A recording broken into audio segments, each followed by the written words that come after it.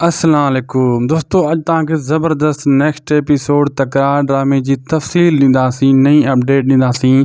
दोस्तों, जेको वक़्तु हाणे वञी पुॻो आहे बावल ख़ान वटि, लेकिन उहा तव्हांखे अपडेट बाद में ॾियूं था। लेकिन तव्हांखे हिकिड़ी कम जी ॻाल्हि ॿुधायूं, सिजावर ख़ान वेंदो नेक्स्ट एपिसोड में सिधो नवाब ख़ान वटि ऐं उन सां इहा ॻाल्हियूं कंदो, उन खे ऑफर रखंदो त मुंहिंजी संगत खां तूं हथु पट, हिकिड़ो ई फ़ैसिलो कयूं था, सॼी संगत खे विहारे करे ठा कयूं था ऐं इन जहिड़े जंग खे खपायूं था ऐं तूं पुलिस खे बि रोक। ऐं नवाब ख़ान इहा ॻाल्हि मञंदो ऐं भावल खे वाइदो ॾींदो त मां पुलिस खे रोके छॾियां थो, तूं भली पंहिंजी संगत वठी अचु। पोइ जेको आहे सिजावल ख़ान वेंदो ऐं पंहिंजी संगत सां ॻाल्हाईंदो ऐं हेॾे होॾे माण्हू मोकिलींदो। सिजावल खे इहो बि शक आहे त अंदरूनी तौरु जेको आहे नवाब ख़ान ज़रूरु विढ़ंदो ऐं असांखे हाथ कई अथई, लेकिन असांखे विढ़ाइण जी कोशिशि कंदो। ऐं सिजावल पूरो ज़ोर लाहींदो त मूंसां वारो मसइलो पहिरियों हल करायां, मूंसां सां मिलण जी कोशिशि कंदो ऐं इहा दुश्मनी पंहिंजी विसारे छॾींदो।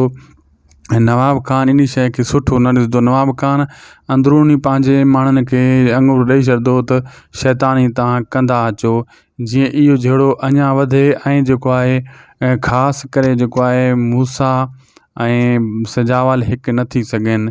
ऐं तव्हांखे इहो ॿुधाईंदा हलूं त मीर वारी जेकी चाल खेॾियो आहे, उनजी भेण खे नवाब ख़ान अगवा कराए, इहो बि हिकु नई जंग मूसा जे लाइ मुसीबत तयारु बीठी आहे। लेकिन मीर वरी उन्हनि ॻाल्हियुनि में अची वेंदो, नवाब ख़ान जी ॻाल्हि चाल खे सम्झी न सघंदो। यको मूसा चवंदो आहे तूं नवाब ख़ान जी चाल न सम्झी सघंदो आहीं, लेकिन इहो नवाब ख़ान जेको आहे हिक न ॿिए खे ज़रूरु फसायूं वेठो आहे कंहिं न कंहिं तरीक़े सां। ऐं ख़ासि करे सिजावल जेको आहे इन जूं चालुनि खां वाक़िफ़ु आहे, उहो हिकिड़ो माण्हू, बाक़ी सभु इन जी चालुनि जा शिकार आहिनि। दोस्तों, वीडियो पुॻो आहे पंहिंजी पुॼाणी ते, ॿी अपडेट सां वरी तव्हां सां हाज़िर थींदासीं। असांखे ॾींदा इजाज़त, ख़ुदा हाफ़िज़।